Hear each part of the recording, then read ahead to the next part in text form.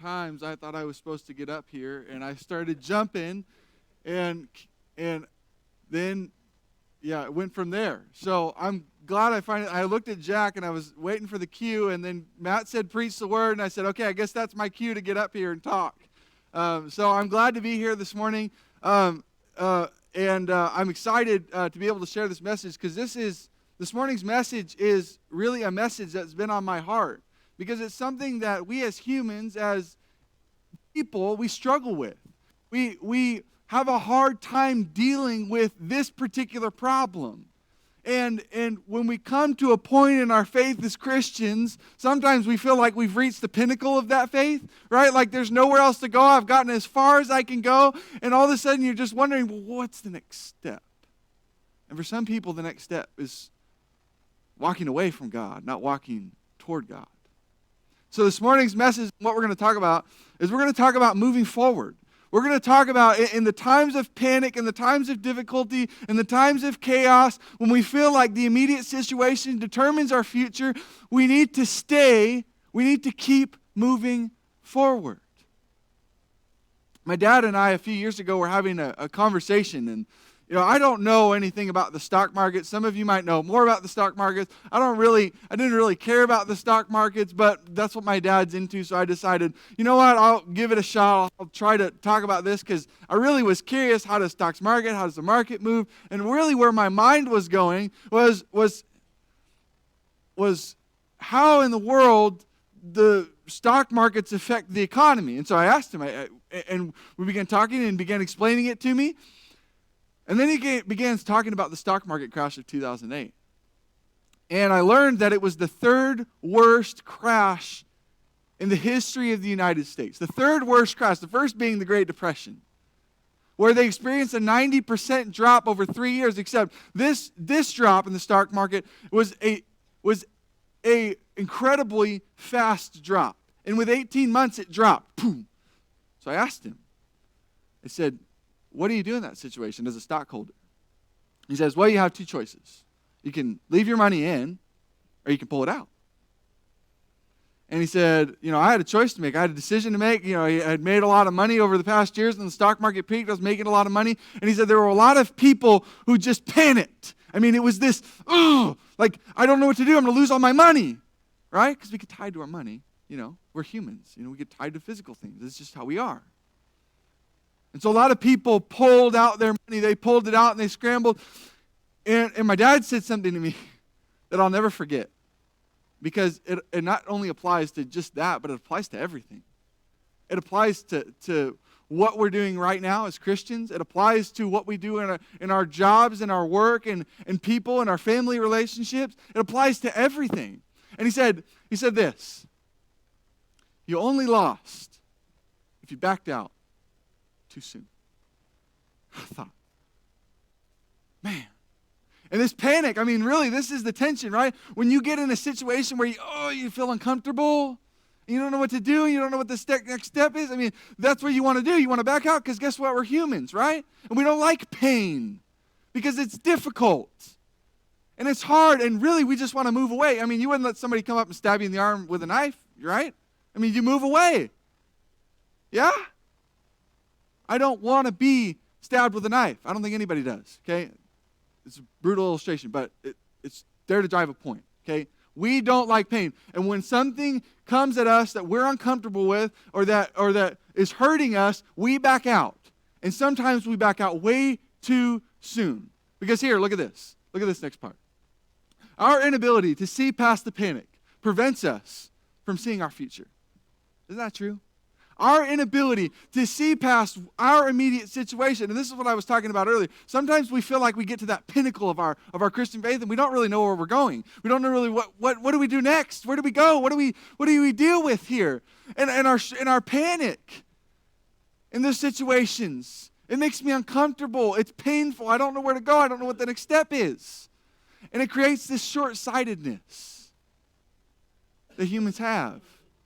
And we allow our present situations to determine the next step we're going to make. Instead of saying, well, what's going to happen in the future?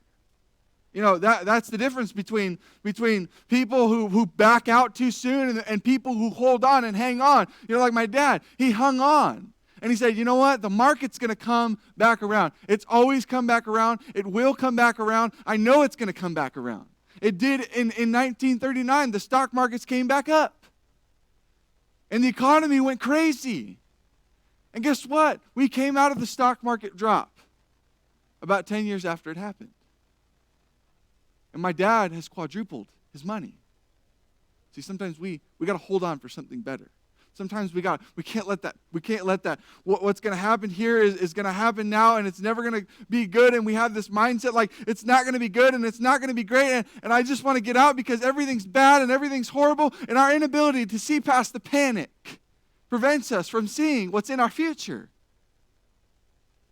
That's why we're going to talk about this very important thing this morning. We're going to talk about keep moving forward in all aspects of life. I'm not just talking about Christianity. I'm not just talking about, this is not just a Christian thing. This is just a thing. This is a human thing. This is the thing that we all deal with. We get stuck in a situation. We let our present situation determine our future situation.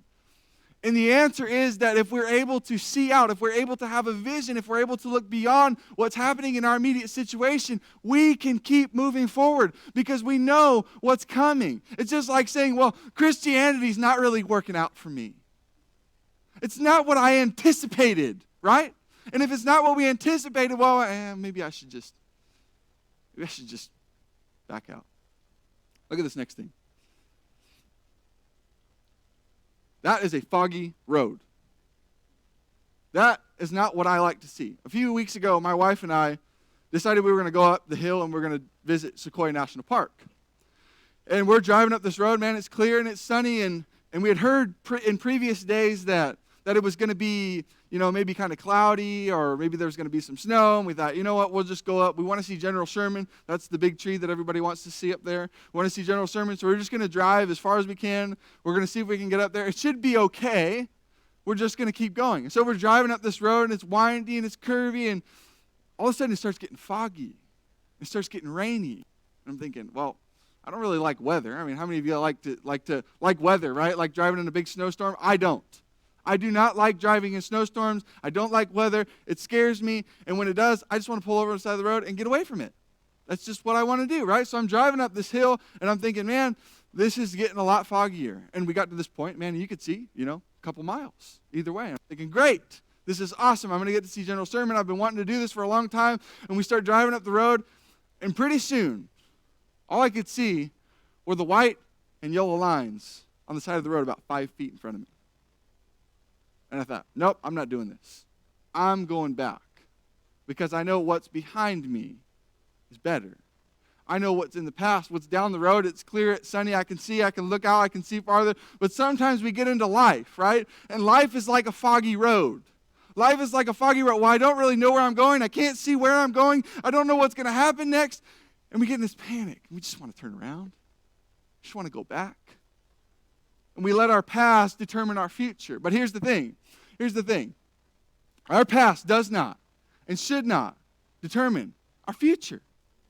It does not and should not determine our future. Because sometimes we let what's happened in the past determine our future. But rather, it should do this. It should fuel it. It should fuel our future.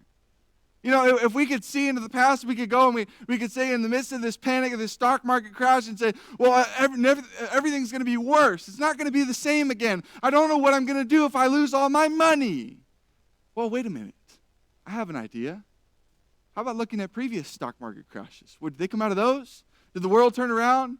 Did America come back? Was it called were the people who grew up in that generation called the greatest generation? Were they not? Because they went through hard times. They dealt with something. And here's the thing. We can use that past to fuel our future, but it should never determine our future.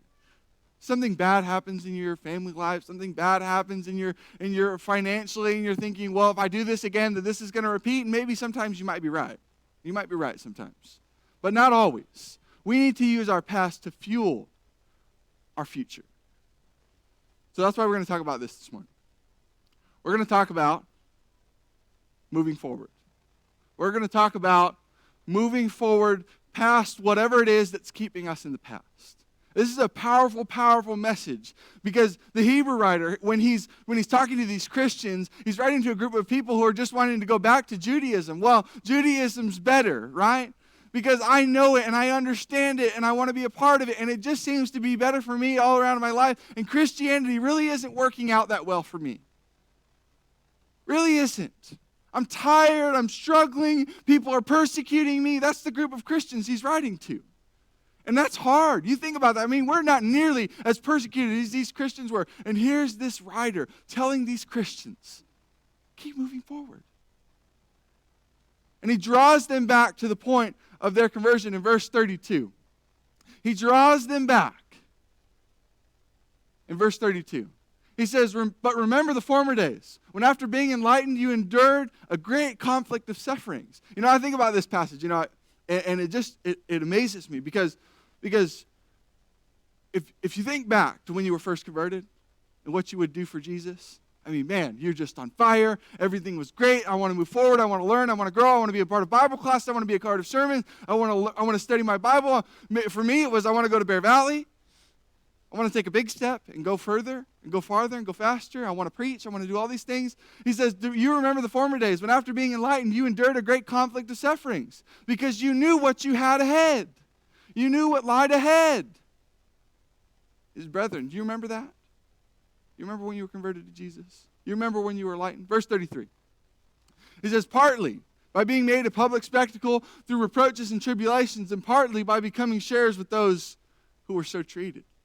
He said, you did two things that a lot of people didn't do because you had a focus on Jesus. In Hebrews chapter 12 and verse 2, he says, fixing our eyes on Jesus, the author and perfecter of faith, who before him endured the cross. That's not fun.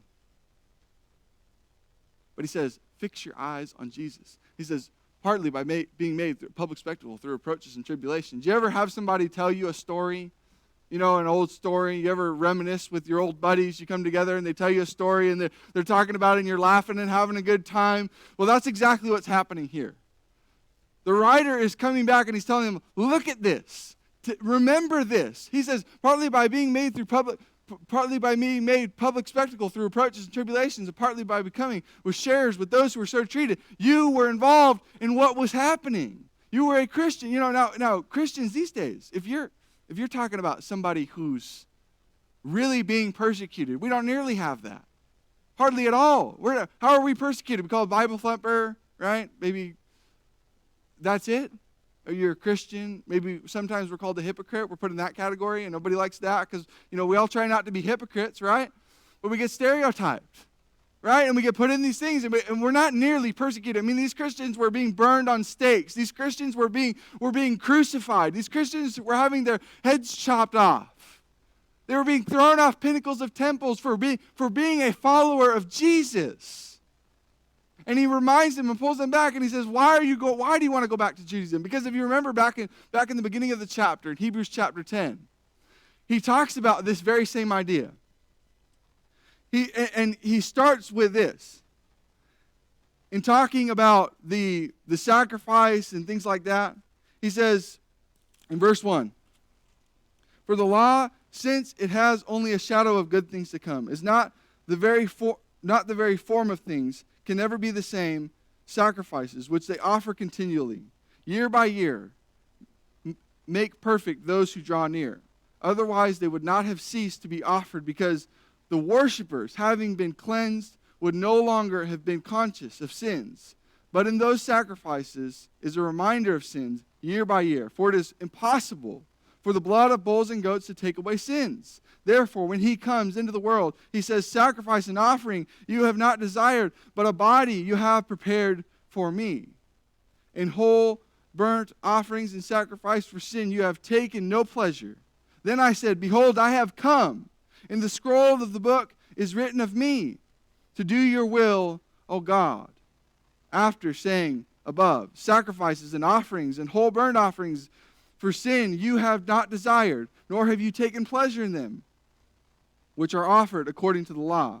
Then he said, behold, I have come to do your will. he takes away the first in order to establish the second. But by this will we have been sanctified through the offering of the body of Jesus once for all. Man, what a powerful piece of Scripture. What a powerful thought here. He says, you were not treated like other Jews were treated. You're persecuted. For you showed sympathy to the prisoners and accepted joyfully the seizure of your property, knowing that you have for yourselves a better possession and a lasting one. This is why we need to keep moving forward. Is anybody else looking forward to when Jesus comes back? I am. I don't like being in pain. I don't like suffering. I don't like watching people suffering. I don't like that. Nobody likes that. And if you like that, well, you got a problem. I mean, let's be honest. To watch somebody go through that type of pain, that's not fun. It's not fun for anybody. This is a hard message to preach because a lot of times we allow our immediate situation to determine what's going to happen in our future. For you showed sympathy to the prisoners and accepted joyfully the seizure of your property. How many people would just allow the government to come in and take all your property? I wouldn't. I wouldn't like that one bit. Nobody would. You see, because the culture we live in is, we accumulate things and we have stuff. And if somebody just comes and takes it away, well, we get sad. And we get mad and we get angry. But these people were joyful about it. The seizure of their property. And they did something for prisoners that not a lot of people do. They showed sympathy. Showed sympathy to bad people. You think about that for a second. To bad people, how many of you would walk up to somebody who you know has done something horrendous and show sympathy? I wouldn't. I don't think that way. But these people did. Knowing that you have for yourselves a better possession and a lasting one. It's not worth it. But what's worth it is to keep moving forward. Verse 35. He says, therefore, do not throw away your confidence, which has a great reward, reminding them over and over and over and over and over again that you have a better possession. You have something waiting for you. You have something coming that's greater than what is present in your immediate situation, and you need to keep moving forward. These Christians had come to the pinnacle of their Christianity, and I don't know where to go, and I don't know what to do. And you know what? So what my thought is? To just go back to what I was doing before. To just be where I was before because it was better. It was better. Because they're not thinking forward. You know, when you throw away things that are not valuable. But this confidence in Jesus, he's saying, don't throw away your confidence. You've been worshiping Jesus, you've been praying to Jesus, you've been doing all these wonderful things for God, and you're just going to throw it away? No. Don't do that. He says, which has a great reward. Verse 36. For you have need of endurance, so that when you have done the will of God, you may receive what was promised. That's the third time in this passage he mentions something that is promised. That's the third time in this passage that he mentions a remnant of something better, a heaven. He says, this promise that Jesus is coming back. It's promised that you're going to have a great reward. It's promised that you have a better possession, and a possession that's not going to die for that matter. You know, you think about that for a minute. You know, how many of you have iPhone 3s, the first iPhones? Nobody. Because they die, they update software, they do all these different things, right? Everybody has the latest and greatest stuff. I mean, I think I have an iPhone 7. I'm behind the times, okay? A lot of you have the new, up-to-date, what it is. But things get old, things pass away, things possession. He says, you have something that is waiting for you. You have something that is promised. You have something that is coming. Verse 37. He says, for yet in a very little while, he who is coming will come and not delay. Are you ready for Jesus to come? Because if he comes and you're following something else, you're following Judaism, you're following all these different things, guess what? He's going to come without delay, and he's not going to wait for you. He's not going to wait. Verse 38. But my righteous one will live by faith. And if he shrinks back, my soul has no pleasure in him. Think about that. And he's just talked about this in 26 through 31. What a terrifying, if somebody sinned in the old law, or if they put aside the law of Moses, they were punished, right? That they were put to death, that something was going to happen to them. And then he says, what a terrifying thing it is to someone who tramples underfoot the Son of God. Man, keep moving forward. Keep moving forward. Verse 39. But we are not of those who shrink back to destruction, but of those who have faith to the preserving of the soul. He's trying to build their confidence. He's trying to build their endurance. He says, we're not of those who shrink back to destruction, are we? We know what lies in the world we came from. I know multiple people on multiple occasions, friends that I have that are in the church that have just walked away from Jesus. Walked away like it's nothing. I don't have my faith anymore. I don't know what I'm supposed to do. We are not of those who shrink back to destruction, because we know what lies for those who fall back. We know what lies for those who walk away from the Lord. We know what lies. And it is not my wish, it is not my prayer that anybody who walks away from Jesus stays away from Jesus. My goal is to get people to come to Jesus. Amen? Because here's the thing. We know people like that. When I was growing up, when I was first a young Christian, I had a friend who every year we would go to meet at Bible camp, and he was just one of those people. You have one of those people who just encourages you and fires you up, and you leave. When you leave a conversation, you just walk away like, man, whew, I'm ready. Let's go. I'm ready. Let's go. That was this guy. And a few years later, I went to preaching school, and I came back, and I was going to preach for this congregation in Las Vegas, and I went and stayed at his parents' house. And so when I saw him, I gave him a big old hug. And I had no idea what was going on. I had heard from his brother, who I was really close with at the time, that, he was saying some things and doing some things differently and not going to church and all these different things. And I thought, you know what? Well, I just gotta see it for myself. I just gotta hear it for myself. I just gotta see what he's gonna say. And so one night, late at night, early in the morning, we're sitting on top of his roof and we're having a conversation and we're talking about all different aspects of life. And here I am. I want to know what he thinks about God. I want to know what he thinks about the church. And this is where I'm leading the conversation, because I know where we're going. I know what's going to happen. I know we're going to get to it eventually. And I'm waiting to see what he's going to say, and I'm waiting to see what's going to happen. And I asked him, I said, isn't it wonderful to just look at the stars and know that there's a heavenly Father who created those? A Father who was thoughtful and thinking. He created this wonderful, wonderful world. And you know what he said to me? He said this. Take a look.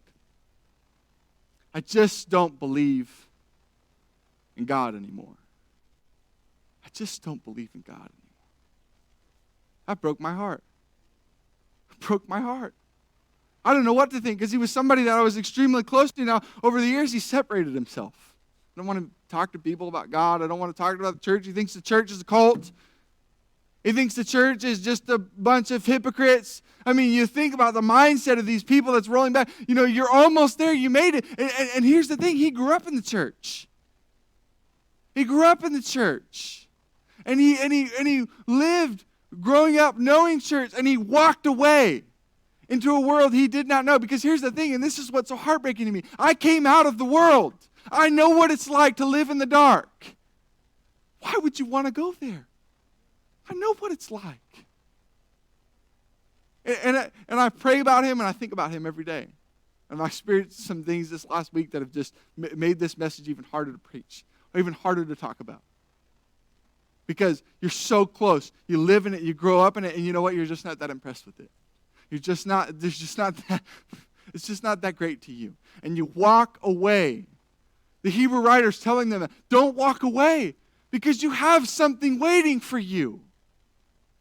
It blows my mind that people, Jesus is the greatest thing in the world. He washed away my sins. He shed his blood for me. You're going to walk away? You're going to walk away because you think what's in your past is better than what's in your future. I don't think so. I think my future, regardless of where it goes, regardless if tomorrow I'm homeless and I'm living on the street, that I know where I'm going. That I have confidence that Jesus is going to return and he's going to take me home.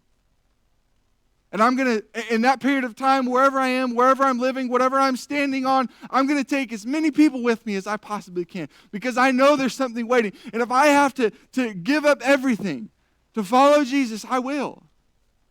Because I know what's better for me. I know that I have to keep moving forward. Because here's the thing. The only time you lose to being a follower of Jesus is when you back out too soon. It's the only time you lose. I don't want to lose. Who likes to lose? Nobody. Nobody likes to lose. You don't lose at being a follower of Jesus. You don't lose. Yeah, you know what? You may give up some freedoms that other people who don't follow Jesus have. Yeah, sure, that's fine. But it's worth it. It's worth it. Because I'd rather live forever than live for 80 years in a pointless, meaningless life. So that's why we have to do this. Bottom line, one thing I want you to remember. In all aspects of life, in everything that you do, financially, relationally, everything, you have to keep moving forward. You can't get stuck, because when you get stuck, you fall back. When you get stuck, you fall back, you move back. You got to think about this because it's important. It's an important message, and it's the message that this individual is trying to preach. Trying to tell these individuals who are looking to go back to Judaism, you've got to keep moving forward because you know what's lying ahead. You've got to keep moving forward because you know what's lying ahead. You know what's promised. You know what's better. You know what's lasting. And you've got to keep moving forward. Maybe you're here today. Maybe this is the first time you've been here in a long time. Maybe it's not. Maybe you've been sitting in these pews for a lot longer than that, and you've just been going through the motions, and you've just been at that point in your faith, that pinnacle of your faith, where you don't think you're going anywhere, where you don't know what the next step is, and you don't know what you're supposed to do, and you're just trying to figure out what to do next. And it's almost to that point where you're thinking about, well, if I just go away, maybe things will be better. Maybe that's what you're thinking. But I'm going to tell you, you're wrong. I'm going to tell you, you're wrong. Maybe it is that you're not a Christian. Maybe it is that you're thinking about becoming a follower of Jesus. Maybe it is that you're teetering on the edge. You're sitting there and you're thinking, well, should I become a follower of Jesus and accept the things that are going to happen to me and look forward, even though I might have to give up some things in my life to follow Jesus? Or I should just keep doing what I'm doing. Keep living the life that I'm living. Keep being a part of the, coming to church and eventually, just not being interested in it. Maybe that's where you are today. Maybe where you are today is that you're struggling with some type of sin that's causing you not to serve God, that's causing you to be something that you're not, that God has not called you to be. Maybe that's where you are today. I don't know where you are. I don't know what your circumstances are. I don't know what your problems are. I don't know what your difficulties are. But I know that there's a God that loves you and wants to bring you home with him. So if you're here today and you have a need of any kind, we beg you, we plead with you to come forward now as we stand and as we sing.